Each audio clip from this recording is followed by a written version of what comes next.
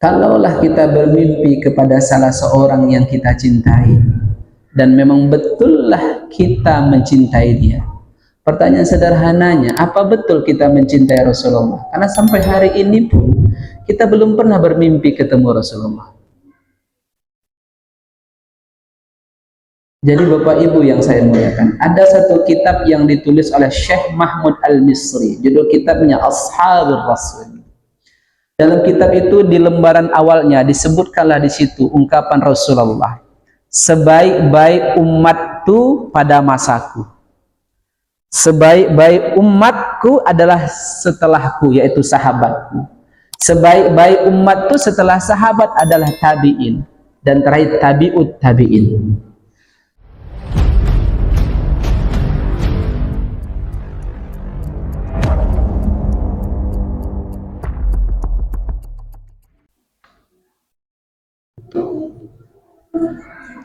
Assalamualaikum warahmatullahi wabarakatuh.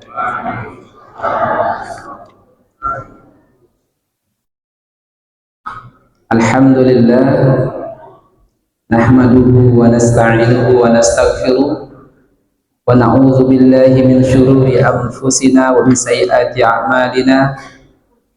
May yahdihillahu fala mudilla lahu wa may yudlil fala hadiya lahu.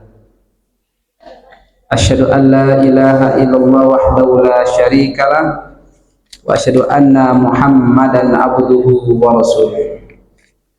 Allahumma shalli ala Muhammad wa ala ali Muhammad kama shallaita ala Ibrahim wa ali Ibrahim, wa barik ala Muhammad wa ali Muhammad kama barakta ala Ibrahim wa ali Ibrahim innaka Hamidum Majid. A'udzu billahi minasy syaithanir rajim. Bismillahirrahmanirrahim. Qala rabbi bima aghwaytani la uzayyinanna lahum fil ardi wa la ughwiyannahum ajma'in illa ibadaka minhumul mukhlasin. Qala hadha siratun 'alayya mustaqim.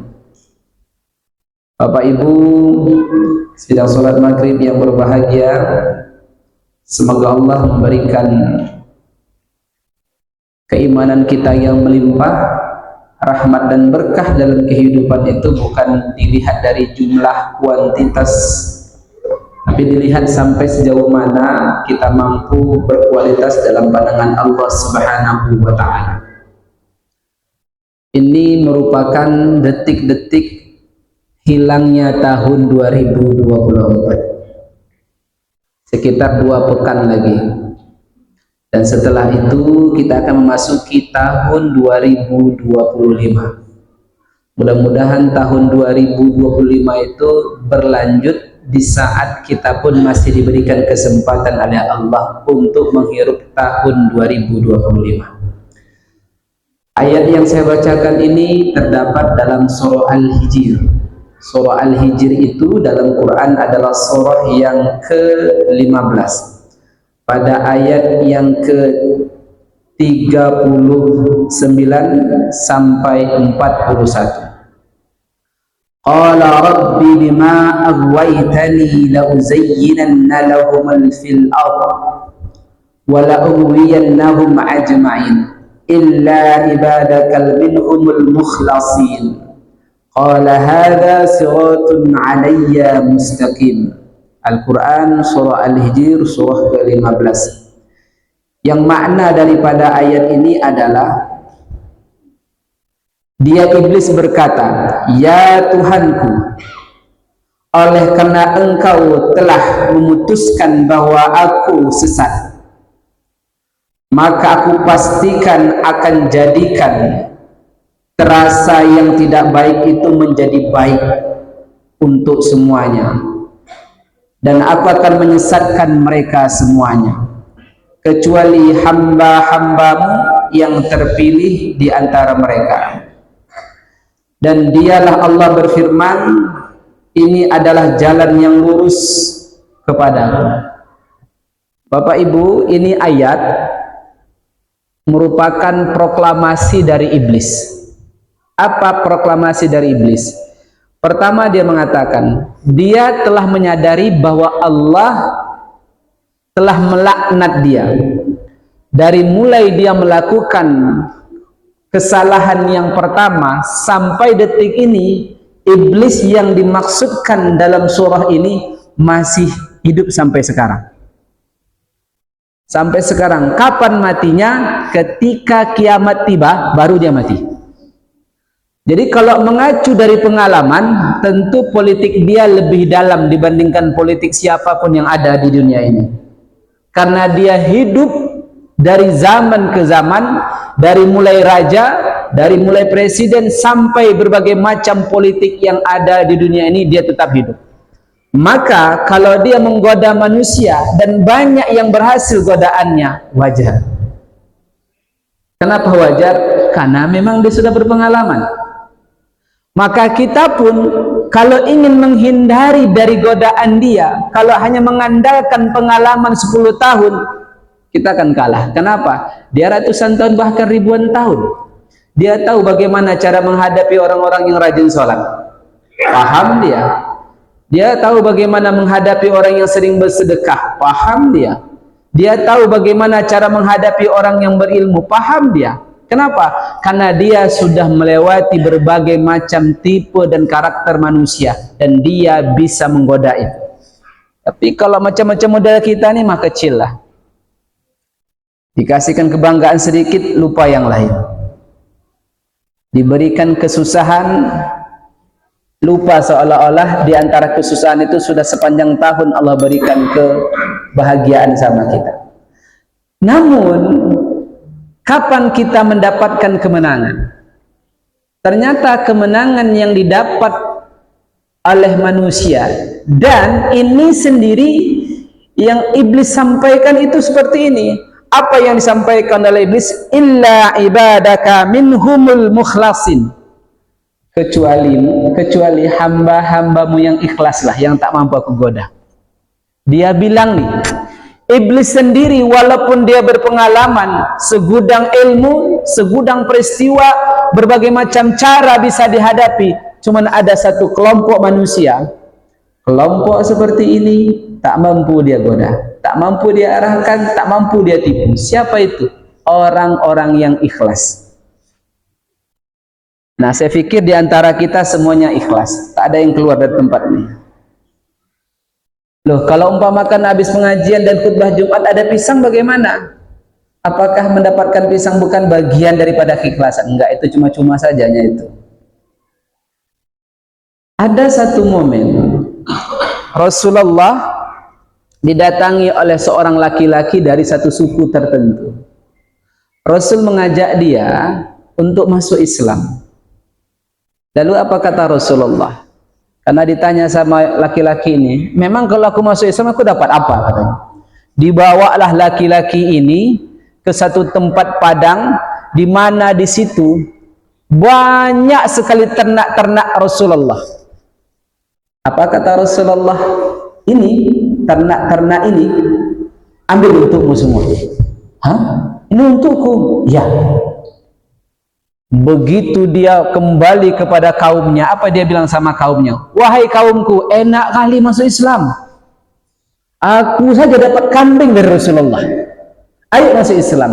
Maka wajarlah kalau di dalam zakat harta itu ada satu kelompok orang yang dia punya hak untuk zakat harta. Apa itu?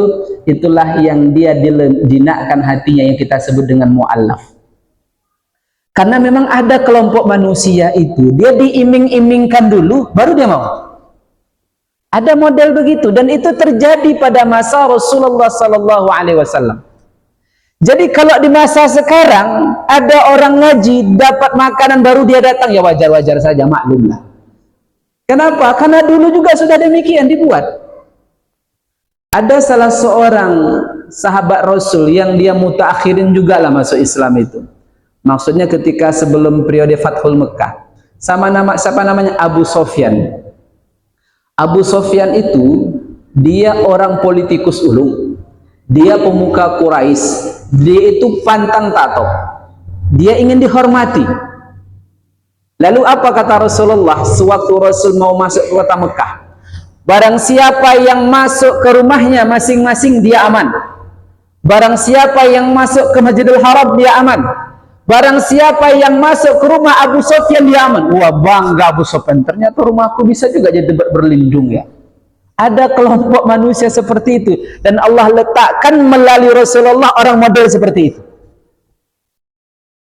Makanya ketika kita beragama ini, dari sekian kelompok itu, ternyata yang disebutkan oleh iblis, dan ini termaktub difirmankan oleh Allah dalam Quran, adalah ibadaka anhumul mukhlasin. Mereka itulah orang-orang yang ikhlas. Apa itu ikhlas? Dijelaskanlah oleh Ibnu Qayyim dalam kitabnya Madarijus Salikin. Ikhlas itu bersih dari sebab yang lain. Saking bersihnya, tidak ada alasan apapun ketika dia ditanya kenapa dia melakukan itu. Oh, karena dia saudaraku. Bukan. Karena dia tetanggaku. Bukan. Karena Allah saja, selesai. Bagaimana contoh sederhana kalau ikhlas itu? Ibarat kita ke toilet, Bapak Ibu, kita buang air besar, setelah keluar dia, enggak kan kita harapkan dia masuk lagi kan? Aduh keluar pula kau ya. Baik-baik dia keluar, kita merasa plong, lempang, enggak ada perasaan tertekan. Malah kalau dia enggak keluar, tertekannya luar biasa. Nah, begitulah harusnya orang yang ikhlas itu. Bila dia sudah diniatkan kepada Allah, maka tidak ada perasaan dan alasan yang lain untuk mendapatkan sebab sehingga dia mau melakukan seperti itu. Bapak Ibu yang saya muliakan, beberapa waktu yang lalu ada abang beradik, mereka sama-sama sudah punya anak.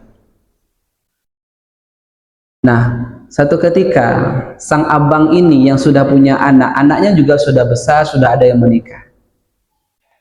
Dia menjumpai adiknya. Adiknya ini juga sudah menikah dan sudah punya anak 3. 2 perempuan, 1 laki-laki. Tapi adiknya ini dalam posisi janda karena suaminya telah meninggal beberapa tahun yang lalu. Akhirnya karena dia punya keles sedikit dengan anak lajangnya, anak laki-lakinya, dan anak laki-laki juga sudah menikah, pisahlah tempat rumah mereka. Walaupun rumah itu berdekatan, tapi sang ibu tidak mau tinggal tempat anak laki-lakinya. Lalu sang abang ini berkunjunglah ke tempat adiknya, karena adik perempuannya ini punya tipologi tak suka meminta-minta.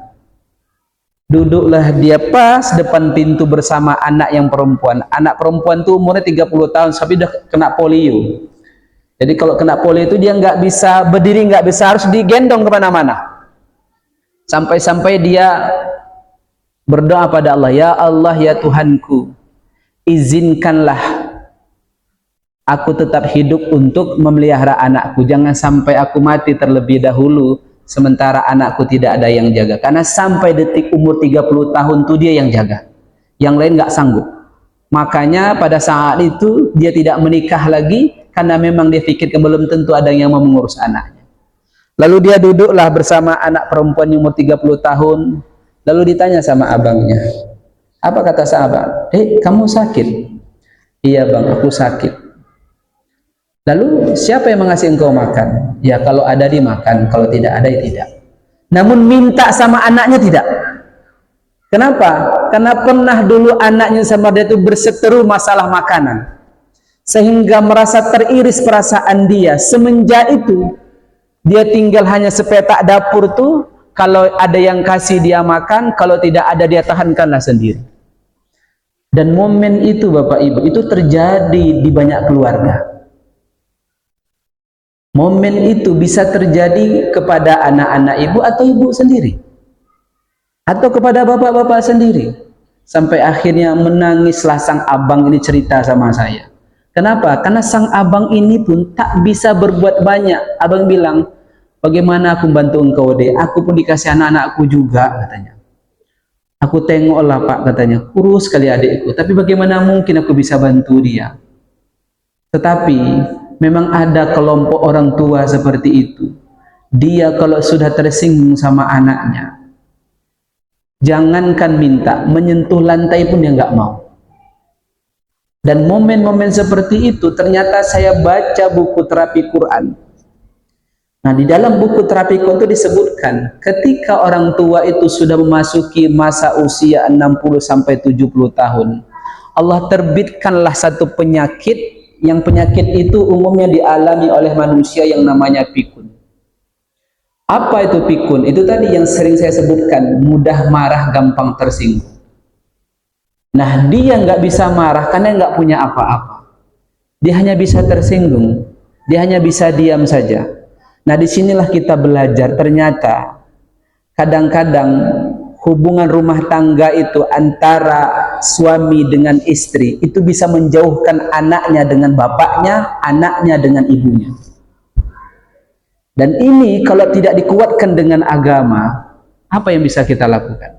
Maka ketika ada orang yang dia melihat Allah sebagai satu-satunya alasan dia beribadah, maka apapun yang terjadi pada dirinya, dia nggak peduli. Ada seorang anak laki-laki, dia tinggal di Timur Tengah. Saya nggak silap apakah di bagian Afrika atau di bagian Timur Tengah. Matanya buta sejak kecil. Itu dia menghafal Quran. Dan dia talaki sistemnya. Artinya dia belajar kepada gurunya, dan perjalanan sampai ke tempat gurunya diantar oleh orang tuanya memakan waktu 2 hari. Naik apa dia? Naik sepeda motor. Naik sepeda motor diantar oleh orang tuanya, dan ketika sampai di tempat gurunya, gurunya hanya memberikan hanya 1 ayat saja. Dalam keadaan buta. Lalu diwancarailah dia, disaksikan oleh keluarganya dan orang lain. Ditanyalah bagaimana cara dia menghafal Quran itu. Itu tadi. Begitu gigihnya dia pergi ke tempat gurunya. Pernah satu ketika dia bilang sama guru, "Wahai guruku, tambahkanlah, jangan hanya 1 ayat."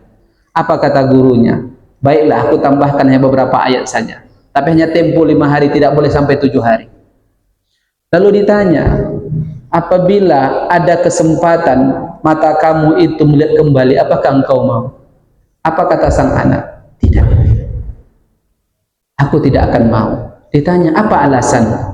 "Aku ingin sampaikan kepada Allah kelak bahwa dengan mataku ini tidak akan ada hal yang maksiat yang aku lihat melalui mataku ini. Paling tidak dengan amalku ini bisa mengurangi hukumanku." Menangis sang pembawa acara ini tadi.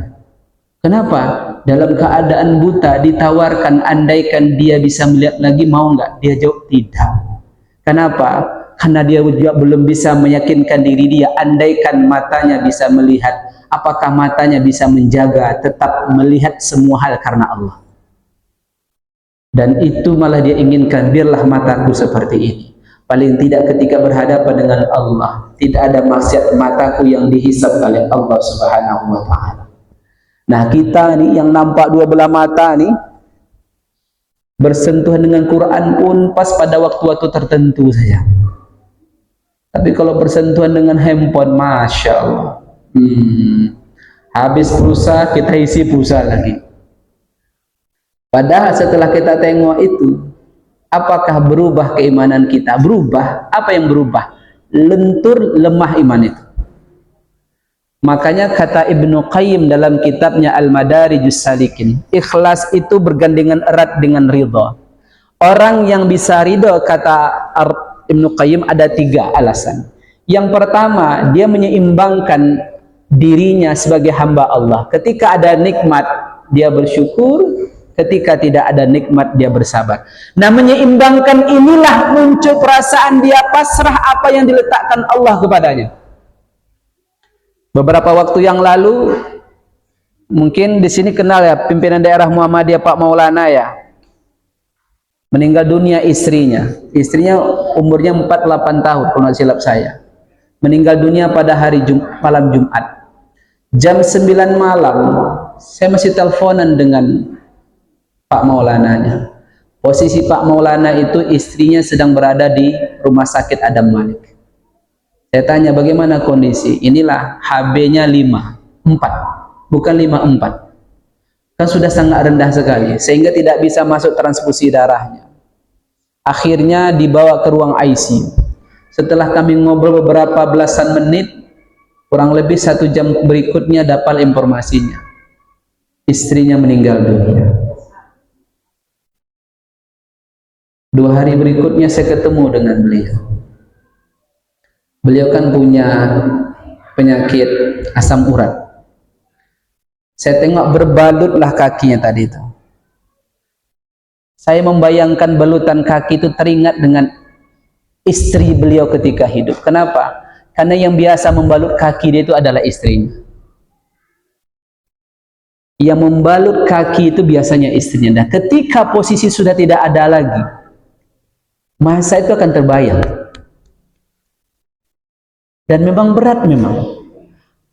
Orang yang ditinggalkan oleh keluarganya, ditinggalkan oleh ibunya atau dengan orang tuanya, kalau dia sudah sama dewasa, sang anak tadi sudah punya keluarga, sudah punya istri, sudah punya suami dan yang lainnya, lalu dia sudah berpisah tempat tinggal dengan orang tuanya, sedihkah orang tua yang meninggal? Sedih. Tapi lebih sedih lagi kalau antara istri dan anak yang meninggal dunia. Karena hari-harinya begitu. Makanya ada seorang peneliti mengatakan, seorang suami dan istri, kalau dia memang sudah couple hubungan tadi, memang sudah terhubungan dengan baik, ada zat kimia tertentu sehingga atau seolah-olah wajah suami itu mirip dengan wajah istri. Saya tengok dulu, ada nggak wajah ibu-ibu ini mirip dengan wajah istri? Ternyata begitu. Lalu apa yang ditunggu-tunggu oleh orang-orang yang sudah ditinggal itu adalah satu saat bisa bermimpi. Dan ternyata Bapak Ibu, kita yang sudah ditinggal wafat oleh orang tua kita atau orang-orang terdekat kita, mungkin ada salah satu dari antara anggota keluarga bermimpi dengan orang yang meninggal. Benar ya Bu ya? Mungkin yang mimpi itu sang istri, mungkin yang mimpi itu sang suami, mungkin yang mimpi itu sang anak, mungkin yang mimpi itu sang cucu, mungkin yang mimpi itu ibu atau ayah. Tapi ada di antara keluarga itu yang bermimpi kepada orang yang telah meninggal. Pertanyaannya, kenapa mimpi itu bisa datang? Kenapa tidak semua orang dikasihkan itu?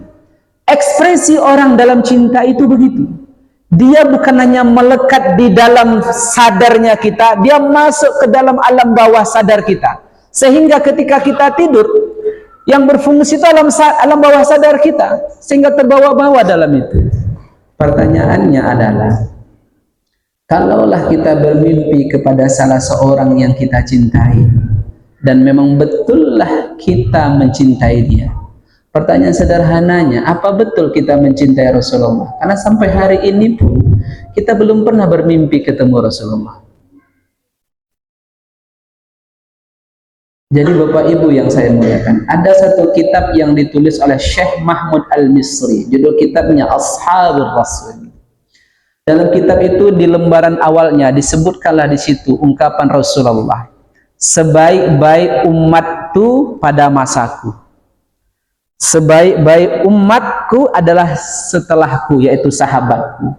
Sebaik-baik umatku setelah sahabat adalah tabi'in, dan terakhir tabi'ut tabi'in. Sahabat dia ketemu dengan Rasul, maka disebut dengan sahabat. Tabi'in orang yang ketemu dengan sahabat tapi nggak berjumpa dengan Rasul. Tabi'ut tabi'in itu adalah orang yang ketemu dengan tabi'in tapi nggak ketemu dengan sahabat, apalagi dengan Rasulullah sallallahu alaihi wasallam. Kata Rasulullah, inilah sebaik-baik orang, inilah sebaik-baik umat. Pertanyaannya, pada masa pasca perang Uhud itu banyak kali terluka. Ada sahabat tuh masing-masing karena nggak mampu berjalan sendiri karena lukanya, diseret Pak sama kawan yang lain. Lalu yang menyeret tadi gantian diseret. Begitulah seterusnya sampai berada di kota Madinah. setelah ditamballah, ditempel dan yang lainnya. Kata Rasulullah, yang telah ikut perang Uhud bersiap-siap kita akan kejar itu musuh. Itu diceritakan dalam banyak kitab sirah. Bayangkan kalau sahabat-sahabat ini tadi karakternya sama dengan kita, mungkin kita akan marah dengan Rasul. Apa pula masuk Rasul? Udahlah luka-luka, terseret-seret, disuruh pula ngejar musuh. Tapi apa yang dilakukan Rasulullah dan apa yang dibilang sama sahabat, semuanya bertempel berbalut-balut mengejar musuh itu tadi. Tak ada yang dia mundur ke belakang. Ada yang namanya Sa'ad bin Qais. Sa'ad bin Qais ini dia punya ibu yang sangat dia sayangi. Dalam masa perang dia berhadapan dengan bapaknya. Bapaknya ini ingin membunuh Sa'ad ini. Setiap ketemu dengan bapaknya, Sa'ad menghindar. Ketemu lagi, Sa'ad menghindar. Ketemu lagi, Sa'ad menghindar. Dia nggak ingin membunuh bapaknya. Tapi ketika bapak ini tadi mencari Rasulullah, ingin membunuh Rasulullah, disitulah Rasul mendengarkan ucapan Sa'ad bin Qais. Wahai Rasul, biar aku yang menghadapi bapakku, biar aku yang bunuh dia. Bayangkan ketika berhubungan dengan diri dia bisa menghindar. Tapi ketika berhubungan dengan Rasulullah, dia marahnya luar biasa. Begitulah ekspresi pada masa Rasulullah, orang yang sudah begitu cinta dengan Rasulullah. Nah, kita bagaimana? Kadang-kadang ketika harta kita hilang, baru kita marah, siapa yang mengambilnya? Tapi ketika Rasul dicaci, dimaki, dan yang lainnya, kita biasa-biasa saja. Wallahu a'lam bishawab. Makanya tadi disebutkan oleh Ibnu Qayyim, kalau kita ingin dapat ridho, maka ridho yang pertama itu seimbangkan antara syukur dengan sabar. Bagaimana cara menyeimbangkannya? Ya, cara menyeimbangkannya ketika kita mendapatkan masalah, bersabarlah untuk menyelesaikannya. Ketika kita dapat kebahagiaan, maka bersyukurlah, jangan sampai kita itu jauh dari Allah. Nah, ada wasiat Ali bin Abi Thalib. Ini cocok untuk dalam kehidupan kita. Kalau lagi sedih, jangan ungkapkan sesuatu terhadap yang lain. Dan kalau lagi bahagia, jangan mengungkapkan sesuatu. Karena nanti apa? Karena ketika kita ungkapkan, nanti ketika kita normal perasaan, kita menyesal. Contoh nih. Ini lagi-lagi bahagia nih. Saking bahagia ada orang minta HP-mu kenapa? Nah, ambillah. Aku udah senang kali ini katanya. Ketika HP itu sudah diambil, baru dia mikir. Ternyata mahal juga HP itu tadi ya. Makanya kata Ali bin Abi Thalib, jangan menjanjikan sesuatu, mengungkapkan sesuatu di saat kamu sedang terlalu bahagia. Karena akhirnya kamu akan merasa rugi. Kamu akan merasa merana. Dan jangan ungkapkan sesuatu hal pada saat kamu betul-betul sedih, nanti bahaya. Nah, makanya ketika kita dalam posisi ridho dalam kehendak Allah, yang dianjurkan oleh Allah dan Rasulnya adalah muhasabah dan tafakkur. Ada seorang mudir dari Ma'had Abu Ubaidah. Beliau baru mendapatkan takhassus Quran di Arab Saudi sekitar hampir 10 hari. Ternyata diajarkanlah oleh para profesor Quran, ada yang dari Afrika, ada yang dari Ummul Qura. Ternyata yang disebut dengan tadarus Quran itu, dia ternyata ada tangga-tangganya. Orang yang mau tadarus Quran, maka yang pertama dia harus takdim. Apa itu takdim? Takdimnya itu adalah ketika dia membaca Quran, dia paling tidak paham asbabun nuzul daripada Quran itu diturunkan, daripada ayat itu diturunkan. Apa situasi kondisi Rasulullah di saat ayat itu turun. Makanya satu ketika Umar bin Khattab pernah tanya terkait surah An-Nasr, idza ja'a nasrullahi wal fath. Ditanya, ini maksudnya apa sih? Oleh sahabat yang lain, oh, sebentar lagi umat Islam akan menang. Umar bin Khattab itu ahli bahasa, paham maksudnya. Tapi ketika dia menanyakan itu, bukan itu maksudnya. Dia tanya sama para sahabat yang lain, hampir identik jawabannya. Lalu dia tanya pada paman Rasul, Abbas. Apa sih maksud ayat ini? Apa kata Abbas? Setelah ayat ini turun, berarti kita bersama Rasulullah sudah tidak akan lama lagi. Kenapa? Karena Islam sudah mendapatkan kemenangannya, Islam sudah mendapatkan kebahagiaannya, berarti tugas Muhammad sebagai Nabi dan Rasul sudah rampung. Nah, itu yang dimaksud. Ada yang kedua namanya tilawah. Jadi setelah yang pertama tadi, yang kedua tilawah. Itu yang kita baca tadi. Maka Bapak Ibu yang saya muliakan, ini kita baca di saat sekarang. Bacalah ayat tadi di saat fajar. Itu benar-benar berkesan. Kenapa? Karena ketika kita membaca di saat fajar, malaikat ikut menyaksikan apa yang kita baca. Bayangkan itu.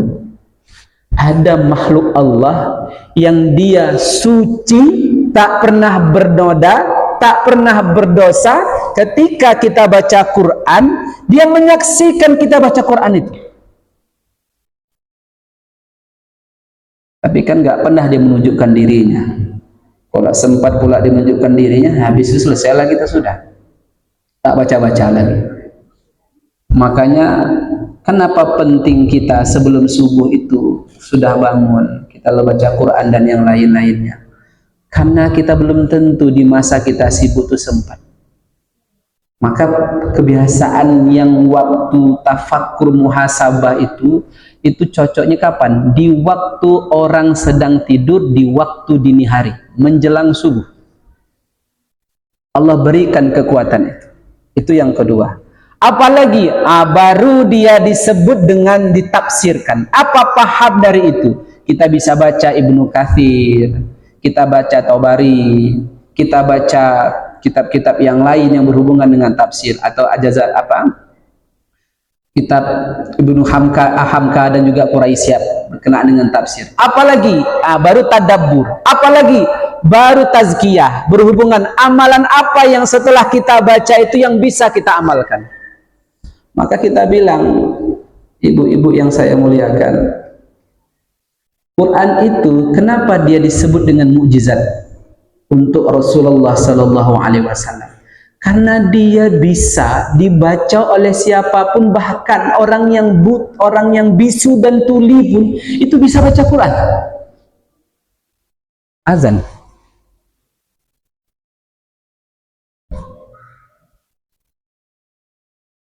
Orang yang bisu dan tuli pun bisa baca Quran. Maka Bapak Ibu yang saya muliakan, kita pahami bahwa sesungguhnya ridho Allah itu kita pantaskan diri kita, sabarnya seperti apa, syukurnya seperti apa.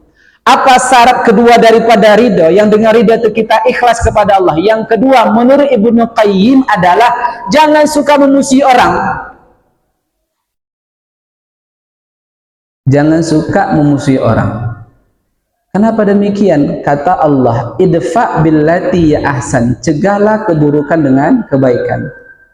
Kenapa kita tidak boleh memuji orang? Karena orang yang memuji orang itu, dia tak cukup kata-kata untuk memuji orang lain. Karena semuanya hal yang buruk yang dia ucapkan.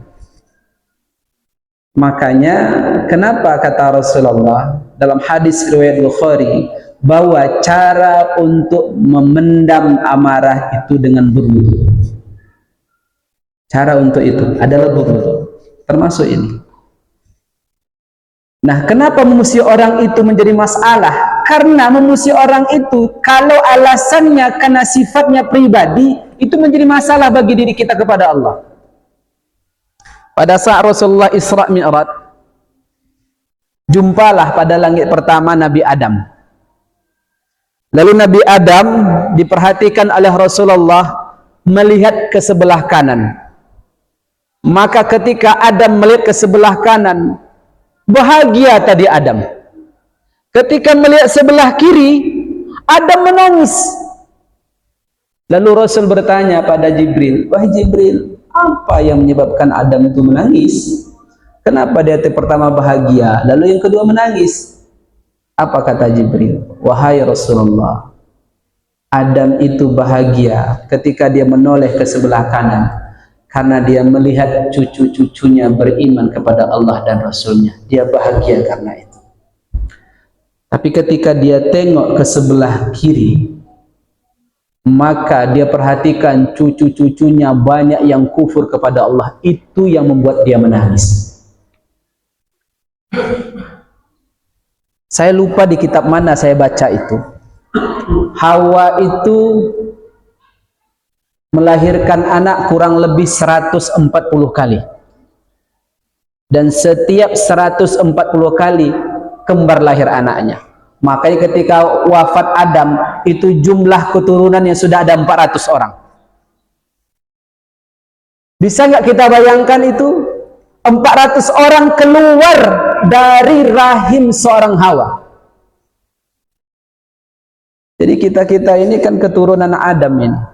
Kita nggak tahu yang ditengok Adam tuh tadi, kalau umpamakan cucunya adalah jamaah mukhlisin, yang ditengok tadi sebelah kiri kata sebelah kanan.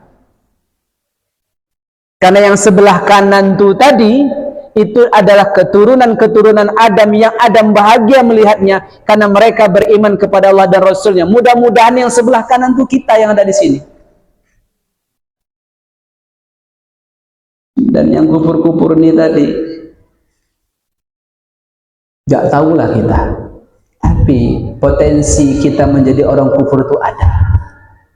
Makanya Bapak Ibu yang saya muliakan, kalau mengacu dari ayat yang kita bacakan tadi, lalu Allah katakan begini, qala hada siratun alayya mustaqim, dan jalan yang lurus itulah bisa menyelamatkan. Quraisy Shihab menyebutkan apa makna sirat. Nah, sirat itu kalau kita baca juga di dalam kitab Al-Mufradat fi Gharibil Quran, sirat itu jalan yang lurus. Jadi kalau umpamakan ini gang, ini ketika kita ini gang, ini belum disebut dengan sirat. Kenapa? Karena orang bisa kesasar untuk masuk ke jalan raya.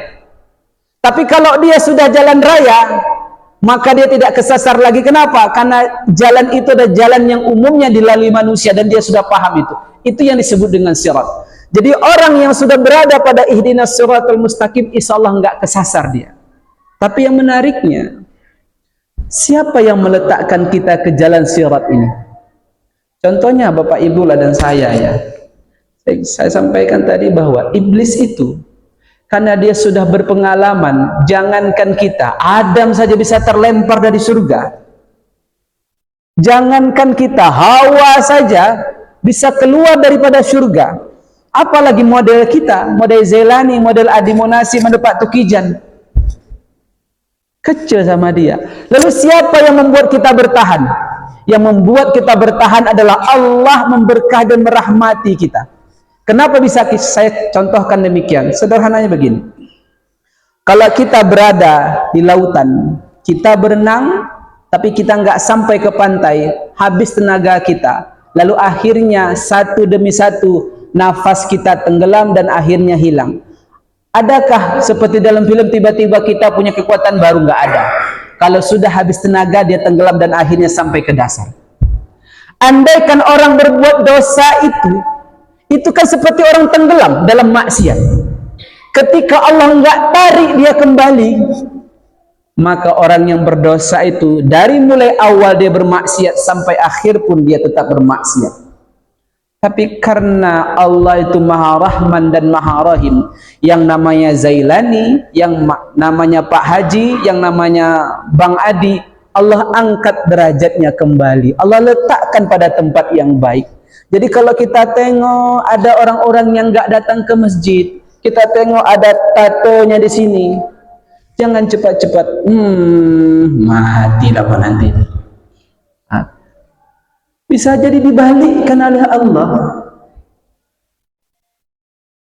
Nah, ketika Allah balikkan itu semua, apa yang terjadi? Makanya ada buku yang ditulis Habibur Rahman As-Siraji. Dia kisahkan beberapa kisah. Ada dua orang abang beradik. Abangnya ini, adiknya ini beda jalan. Si abang orang yang rajin sholat, si adik orang yang rajin di kafe, minum-minum memabukkan, main cewek, semua yang dia kerjakan. Satu masa Si adik diberikan petunjuk oleh Allah, diberikan hidayah. Apa yang hidayah muncul dari sang adik? Kenapalah engkau tidak mencontoh abangmu? Abangmu itu rajin beribadah, selalunya di masjid. Cobalah engkau contoh sekalipun apa yang dilakukan oleh abangmu. Muncul keinginan itu, akhirnya pada hari dia muncul itu, dia pergi menemui abangnya. Sementara si abang dibisikkan oleh syaitan, kau kan udah banyak beribadah, sudah sering ke masjid, apa enggak sekali-sekali kau tengok dulu orang main di kafe itu, nanti habis bertobat kau. Kan ada model begitu.